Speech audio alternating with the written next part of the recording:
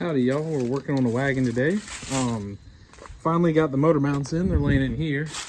I was told it was gonna be 2 weeks and it ended up being 2 months. But we do have the motor mounts. I'm gonna just film on my phone for this, probably majority of this video, because my GoPro stuff isn't charged from the last drift event.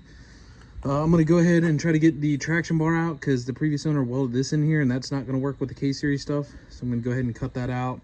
I'm gonna try to get this out. And ideally, I'd like to get the mounts in the car, maybe this weekend. I put the motor and trans together, you guys saw in the last video. Maybe I'll be able to set the motor in, just so it's at least in there and I can start marking stuff and stuff like that. Because the motor's gonna have to go in and then come back out and then go in a final time. So I'm just gonna start taking stuff out that needs to come out. All right, like 10 minutes later, we have this out, the whole front bumper off and all that stuff. And I started pre-drilling these, as you can see right here. There's 2 there, 4 in the middle here, 2 down here, 2 on this side. And these top 2 in this corner, you can't really get to them because like the way this is. But what I'm gonna do is I'm gonna drill all these out and then just do the whole method until it comes out. So I'm gonna go ahead and start drilling all this. All right, so we got the motor halfway put in, but as you can see back here, down in there maybe, yeah, you can see right there, that's the rack and it's hitting the trans case right here. I didn't know what to do and I tried to use my resources. I tried to get a hold of Dana, but that didn't work. So I watched one of his videos and he indeed cut that off. So I gotta get it back out enough to try to cut that section out. All right. All right, way longer than I'd like to admit later. It's at least in the car for now. Got to figure out what's going on here. You can see that's pushed crazy that way. It's also hitting the subframe down there, right there in that corner where that bolt is right there. It's hitting the subframe.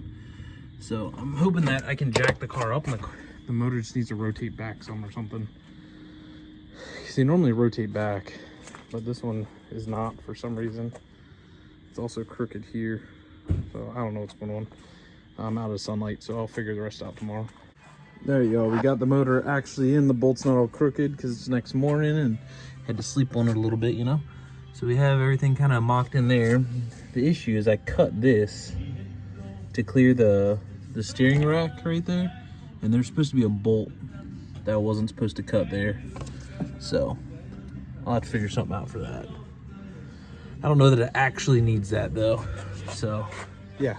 So now I guess what I'm gonna work on is figure out why the hood won't close, which I have a gut feeling it's this or this. I know it's gonna be tight, but I think I should be able to cut the webbing out and should be able to close, I think, because I have it all the way on the lowest setting.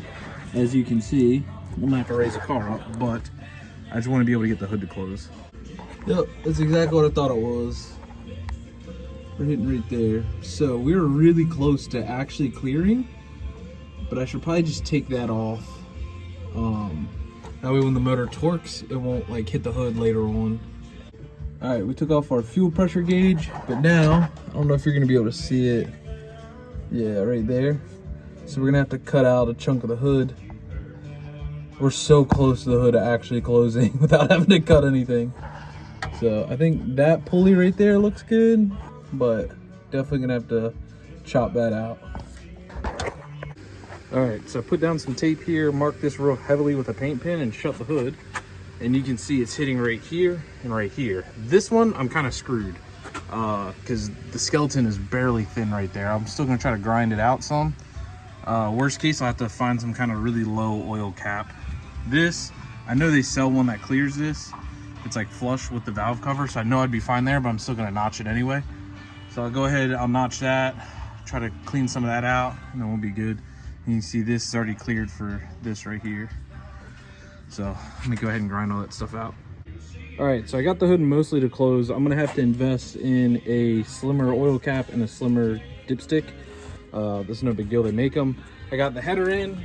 Some issues I'm gonna have with this is the fuel feed goes directly towards the header right here. I seen Young Static do it. He bent that and ran it this way. So I'm gonna have to do that. It's still mega tight back there, and I gotta figure out something for the blend door actuator.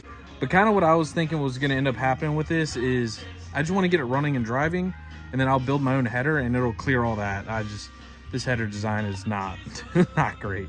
So I'll build my own header later on down the road. I'm not gonna worry about that right now.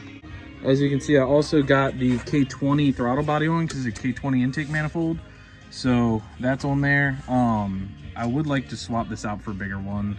It's gonna choke this motor up crazy, but that's in there. I think I'm gonna put the front bumper on now and roll it back down the hill. Oh, I guess I need to put the traction bar back on, so I'll cut that piece off the traction bar, put the traction bar back on.